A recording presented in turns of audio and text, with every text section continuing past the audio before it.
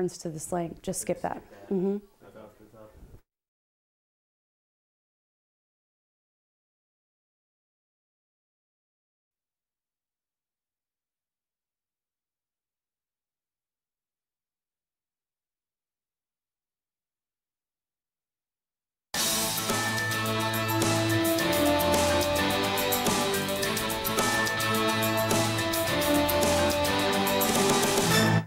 Good afternoon, I'm Leah President, and welcome to your 2:30 News Update. Let's take a look at some of today's top stories.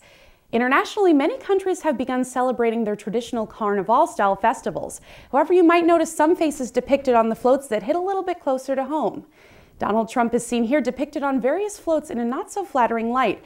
Hundreds of thousands watched as his effigy rolled down the streets of Dusseldorf, Germany, tearing apart the INF nuclear treaty with Russian President Vladimir Putin, as well as blessing a depiction of Saudi Crown Prince Mohammed bin Salman.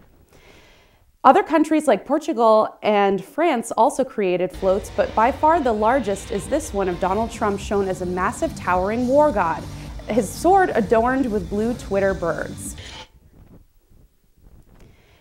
Fabrizio Galli, the designer, says that the float symbolizes how fantasy becomes reality. Trump's administration isn't just catching criticism in the international spectrum.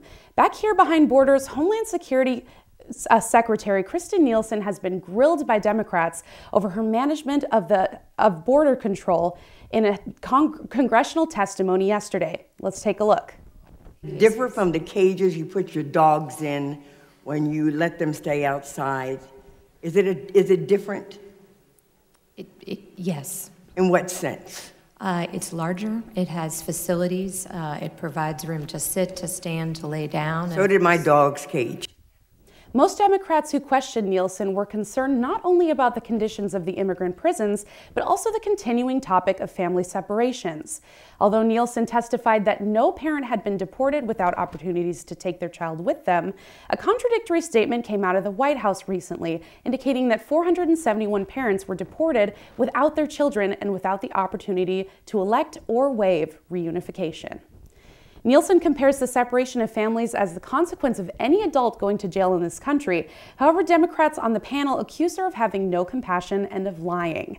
There's also some hot topic debates in Virginia as the American Civil Liberties Union makes motions to remove a statue of Robert E. Lee from Monument Avenue.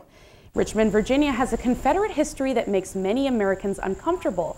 Virginia's current governor, Ralph Northam, is still under fire after admitting to wearing blackface in a yearbook photo. However, the issue on Virginia's mind right now is whether or not Civil War-era statues should be removed from public streets, such as this statue of Confederate General Robert E. Lee. The ACLU wrote a letter asking to remove the statue, saying that certain laws banning guns and crowd size would not be necessary if the monument were not there. Now, turning back to our neck of the woods, let's take a look at your 3-day weather forecast. We're going to be experiencing some light to medium snowfall this afternoon, sitting on about 30 degrees. Tonight, we'll see a temperature drop a little bit more to 28 degrees. Tomorrow, things will be warming up slightly with a high of 39, but we won't be seeing the sun anytime soon. On Saturday, we will see some showers, and remember to pack an umbrella at a high of 49. Also locally, we have a story coming out of Western Illinois University where crippling funding cuts are causing both students and staff alike to come out and protest. CNN's David Alamati reports. United, we'll never be divided. A massive crowd gathered in the freezing cold Wednesday in front of Sherman Hall in solidarity We'll never be divided. to chant Students, united, and cheer. be divided. A two-pronged message to Governor Pritzker in Springfield: appoint a new board of trustees and send money to Western Illinois University to stop budget cuts. It's really hard when we get emails from professors saying that they're not going to be able to meet with us as much because their positions are being eliminated immediately. We're here to fight for our students, for our community, and for West Central Illinois. That's what a university is its people. The pieces are here. We just need to put them together in the right way. Our university. WIU announced last Friday it's cutting 132 positions. That's about 8% of the university's workforce. That really sent a shockwave around the campus.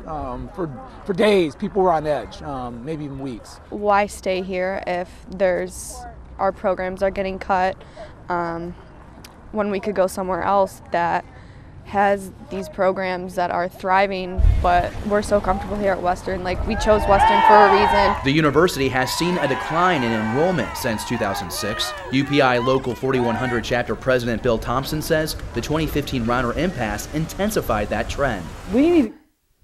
That's it for your 2:30 update. Tune in at 3 o'clock for more stories like these. I'm Leah President, and have a great day.